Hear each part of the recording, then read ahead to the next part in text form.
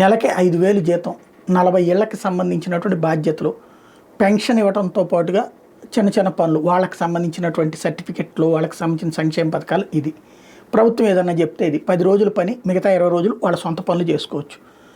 దీంతో ఇళ్ల మధ్యలోనే ఉన్నటువంటి మిత్రులకి, బంధువులకి వాళ్ళకి పనులు చేసి పెడుతున్నట్టు ఉంటుంది. ప్లస్ ప్రభుత్వం జీతం వస్తుంది, ప్లస్ అనేక మందికి మంచి చేయొచ్చు. ఈ ఉద్దేశంతోనే పనిచేసినటువంటి వాలంటీర్లను చివరిలో అయోమయానికి గురి చేసి, మొదట్లోనేమో వాళ్ళే అమ్మాయిల బ్రోకర్లు అన్నటువంటి కోణంలో ప్రొజెక్ట్ చేసి, ఆ తర్వాత 30,000 మంది అట్లాగే అమ్మాయిలు వెళ్ళిపోవడానికి వాళ్ళే కారణం అంటే ఒక నెగిటివ్ ప్రచారం చేసి, ఆ తర్వాత నెగిటివ్ ప్రచారం చేస్తే రేపు పొద్దున వాలంటీర్ వ్యవస్థ తీసేస్తారని చెప్పి ప్రజలు అనుకుంటే దెబ్బని చెప్పి భావించి, చివరికి ఆ వాలంటీర్లకి మీ అంతకంటే ఎక్కువ చూసుకుంటాం, 10,000 రూపాయలు డబ్బులు ఇస్తామని చెప్పి అటు చంద్రబాబుతో పాటుగా పవన్ కళ్యాణ్ కూడా అదే మొక్క చెప్పి, ఫైనల్గా అయ్యాక వాలంటీర్ అనేవాడిని లేకుండా చేసి, ఇప్పటికి కూడా జగన్ వాళ్ళని పర్మనెంట్ చేయలేదు కాబట్టి మేము ఇవ్వలేదనే ఒక అబద్ధాన్ని పదే పదే చెప్తున్నారు.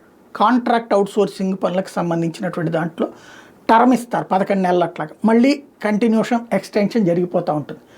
అంతేగాని ఉద్యోగాలు తీసేశారు, అట్లాగా ఉద్యోగాల్లోంచి పొమ్మన్నారా? కానీ ఇప్పుడు జరిగినటువంటి అదే వాలంటీర్ని దగా చేసి అది ఎదుటోళ్ళ మీదకు తోసేయడం అనేటటువంటిదే పచ్చి తప్పు. సరే, వాలంటీర్ని ప్రజలే కోరుకోలేదు, వైసీపీ కార్యకర్తలు అయితే వాలంటీర్లు బాగా కోరుకోవట్లేదు, వాళ్ళ కడుపు రగిలిపోతూ ఉంది. ఇవాళ తెలుగుదేశం కార్యకర్త నాయకులు హీరోల్లాగా చలామణి అవుతుంటే, తమ హయాంలో మేము కూడా వెళ్ళి వాలంటీర్ దగ్గర చేతులు కట్టుకుని పని చేయించుకుని, చేతులు కట్టుకోలేదు అంతే, మిగతా వాళ్ళు పని చేయించుకున్నారు. ఆ స్టేజ్ మేము అనుభవించాల్సింది వాలంటీర్ అనుభవించాడన్న కడుపు వంటతో ఉన్నారు. కాబట్టి వాళ్ళైతే వాలంటీర్ బాగా కోరుకోవట్లేదు కార్యకర్త. అదే సందర్భంలో ప్రజలు ఏం ఫీల్ అవుతున్నారు అన్న దాని మీదనే భవిష్యత్తు ఆధారపడి ఉంది ఇది.